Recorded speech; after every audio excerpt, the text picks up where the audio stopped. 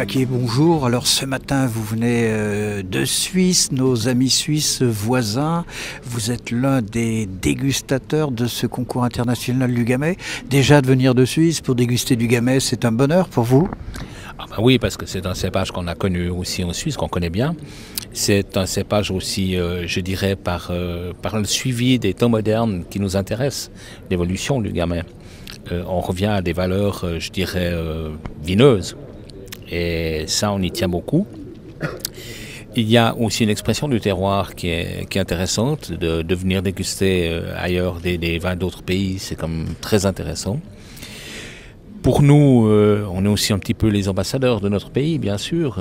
Voilà, je crois que je suis sur les vins suisses ici. Et on peut rentrer dans notre pays en disant le concours est sérieux, c'est très important. Et puis ensuite, on peut restituer un certain nombre de remarques que l'on fait qui aident plus ou moins les vignerons qui sont tolérants à comprendre. Il faut qu'ils soient encore... Et qui sont à l'écoute aussi. Et qui sont à l'écoute, c'est justement cela. Alors je crois que l'acte de poser un échantillon dans un concours comme Gamay est un acte d'ouverture d'esprit de la part du vigneron. Et ça, on y tient aussi beaucoup. Yves Paquet, helvète, descendant de Guillaume Tell, amical voisin. Le Gamay sur Suisse est un vin qui a la cote, à côté d'autres fendants, d'autres vins que l'on connaît plus emblématiques. Alors, le Gamay est au Beaujolais ce que le Chasselas est à la Suisse, hein, bien sûr, parce que l'origine est là. Alors, je dirais que le Gamay a fait partie pendant très longtemps de notre culture, et juste après-guerre, où on avait besoin d'avoir un approvisionnement plus important que maintenant. Le Gamay était, en tout cas dans la région du bord du Léman, un cépage très recherché, productif, pas trop difficile à cultiver, résistant assez bien aux maladies, donc voilà. Alors maintenant, il revient à la surface parce que on a eu cette période, je dirais Beaujolais nouveau, hein, période qui a enthousiasmé les foules à un moment donné, mais qui a lassé aussi très vite. Donc maintenant, on l'utilise et on en a même fait la base d'un cépage qui s'appelle le Gamaret et le Garanoir, qui sont simplement non pas des clones, mais des cépages qui sont pollinisés, qui ont été pollinisés en 1970.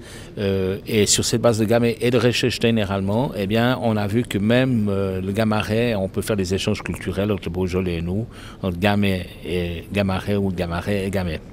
On a bien noté, Yves Paquet, l'organisation de ce concours, comment la trouvez-vous?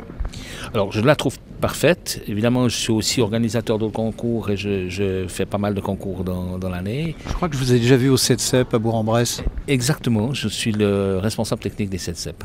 Voilà. Et alors, en fait, je trouve que c'est très calme, c'est très plaisant. Les fiches techniques sont faciles. Je dirais qu'il manque peut-être sur les commentaires, mais ça c'est de la nature de chacun, de mettre des commentaires utilisables.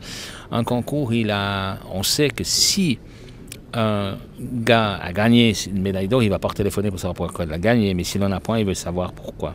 Et là, la valeur d'un concours comme celui-ci, c'est de pouvoir corriger des effets, pas pervers, mais des effets un peu parfois désastreux sur la qualité du vin. Yves Paquet, merci. Merci d'être venu de votre Suisse natale et voisine. Et on a bien compris que la possibilité plus importante encore de mettre des commentaires, c'est ça qui serait important. Tout à fait. J'y tiens beaucoup et si vous avez l'occasion de regarder l'affiche ou la restitution des CETCEP, effectivement, c'est notre premier aspect. On est solidaire à ce moment-là du monde du vignoble comme jury. Merci Yves Paquet, merci à nos amis suisses et bonne continuation de dégustation.